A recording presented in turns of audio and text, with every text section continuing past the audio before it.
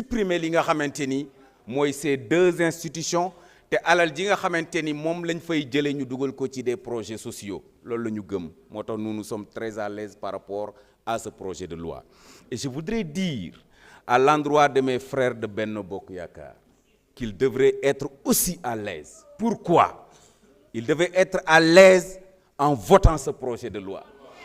Parce que tout simplement da ngeen amoon candidat mu tudd Amadou Ba dem élection am 35%.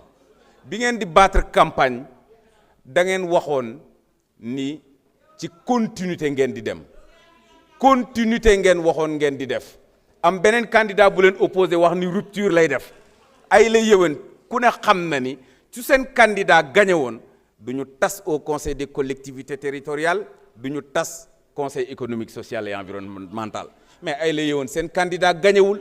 On ne peut pas être plus royaliste que le roi. Sénégalais yi am na ku ñu fal moom waxoon na bu ñëwee daf koy dindi seen candidat waxoon bu ñëwee du ko dindi ay léewoon seen candidat gañewul mais bàyyi leen ki nga xamante ni moom la sénégalais yi fal mu def ay réforme am te nag bu ñu waxantee dëgg réforme gën na koo ñaaw parce que en 2012 bi nga xamante ni moom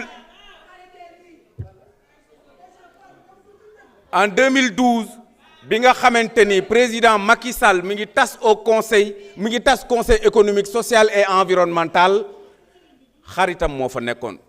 Tout le monde connaît les relations entre le président Macky Sall et son ami Ousmane Masseck Ndiaye mais la manière dont les véhicules ci ñi nekkoon au conseil économique ni ñu ko doon nangoo mais gàcce la woon ba ci Abdoulaye Diop mii gendarme ñoo ko dogale ci digg mbedd mi nangu otoom. C'était inélégant.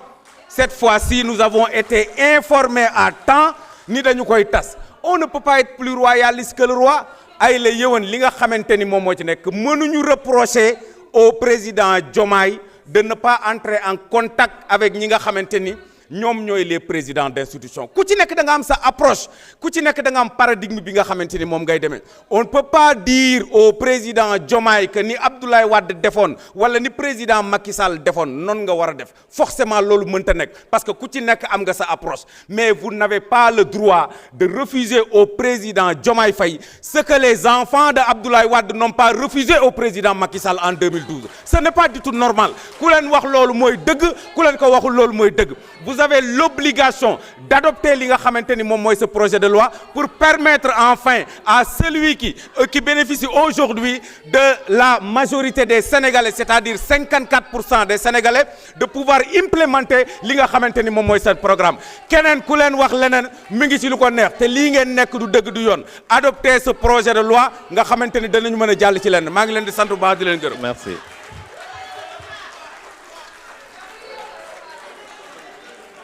La parole est au président de groupe, Lamine Thiam.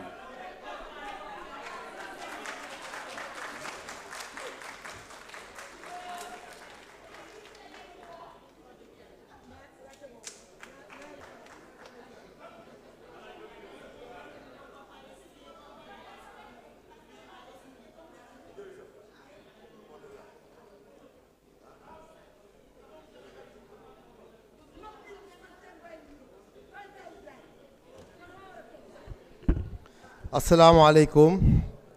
Monsieur le Président, je voudrais d'abord saluer Monsieur le ministre de la Justice, garde des Sceaux, saluer Monsieur le ministre du Travail, chargé des institutions, et confondre dans ces salutations l'ensemble des équipes qui les accompagnent. Je voudrais aussi saluer l'ensemble de nos collègues et aussi la presse. Monsieur le Président, mon propos de ce soir ne sera pas long. Tous les membres de mon groupe se sont exprimés et ils ont beaucoup étayé nos positions. Je ne ferai donc que confirmer la ligne de notre groupe et de notre mouvement politique, le Parti démocratique sénégalais. Monsieur le Président, nous voterons la suppression du Conseil économique, social et environnemental et du HCCT. Je pense que ce sera la cohérence pour nous et la constance dans nos positions politiques. Je ne remonterai pas trop le temps. C'est dire que depuis la suppression du Conseil économique social au début du régime du président Macky Sall, nous nous étions détournés donc de la nouvelle institution. Un de nos collègues l'a rappelé que nous n'avions même pas voulu répondre à l'appel du président Macky Sall pour donner nos membres pour y participer. Pour le Conseil des collectivités territoriales, nous avons mené même une campagne active de boycott. Cela veut dire donc que nous ne sommes pas pour ces institutions.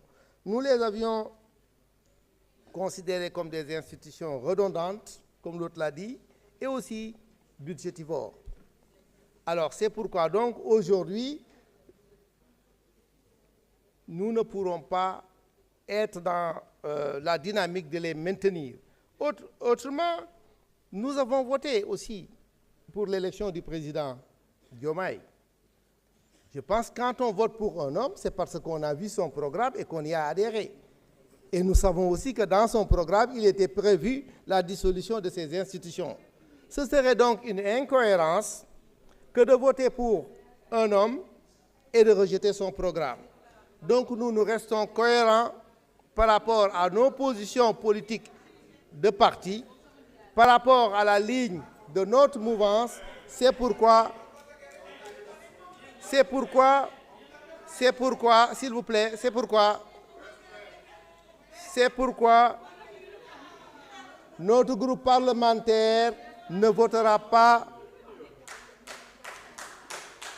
positivement ce projet. Nous allons donc voter pour la suppression du HCCT et du Conseil économique, social et environnemental, et nous invitons aussi l'ensemble de nos collègues à faire de même. Parce que le débat de ce soir, s'il vous plaît, Ousmane, le débat de ce soir, j'ai vu les collègues vouloir en faire un débat économique, un débat de bilan. Le débat de ce soir est éminemment politique. Et c'est un débat de choix. Un régime avait fait un certain nombre de choix politiques pour installer des institutions. Ce régime a été défait lors des dernières élections. Un nouveau régime est arrivé et a de nouveaux choix. Je pense que c'est un débat éminemment politique et non économique. Il ne s'agit pas de faire de bilan, il ne s'agit pas de faire la répartition des gains. Il s'agit d'avoir des options politiques ce soir. Les options politiques, c'est de vouloir continuer à pérenniser une vision politique ou bien de rompre avec une vision ou bien d'aller vers une vision nouvelle. Il y a une vision nouvelle qui s'instaure avec un nouveau président, un nouveau régime, et nous sommes donc dans cette mouvance. C'est pourquoi nous voterons pour la suppression de ces institutions. Je vous remercie. Merci. La parole est à notre collègue Salim Aïb d'APE.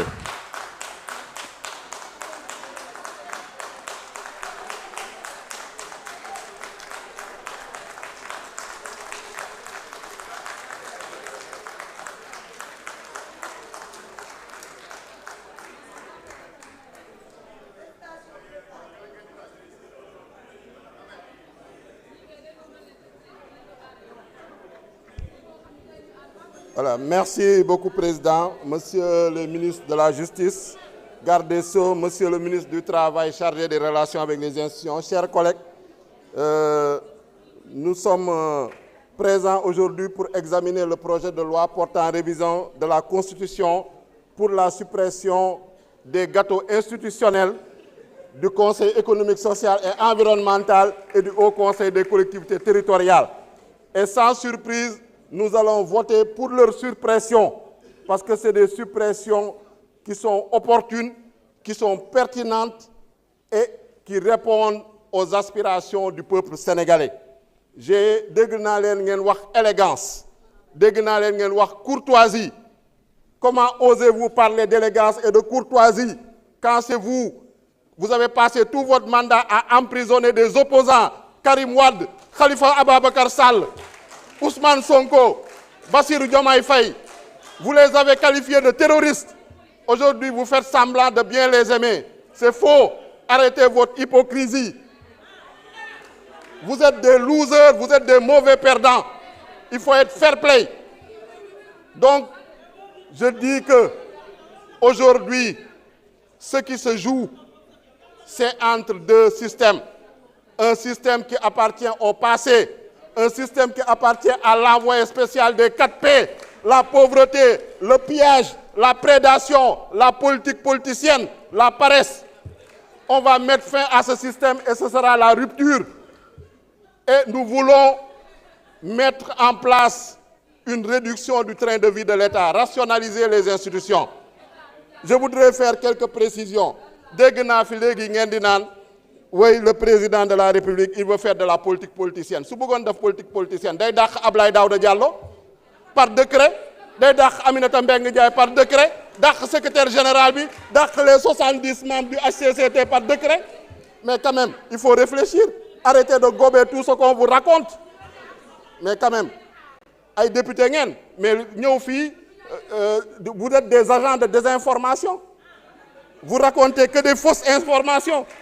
Ngeen naan la loi sur l'homosexualité, mais Amin Ndiaye ñi bi wax na ko, elle est sur la table du président de l'Assemblée nationale. Il y a 2 propositions de loi yoo xam ne bloqué ngeen ko. En 13e législature vous avez bloqué, 14e législature rejeté ngeen. Ngeen di ñëw di ñu ko jiiñ. Mais il faut être cohérent. On parle également de budget. Vous allez voter le budget, mais comment vous allez voter le budget ba pare ngeen dàq le débat d'orientation budgétaire en toute illégalité, en violant la loi organique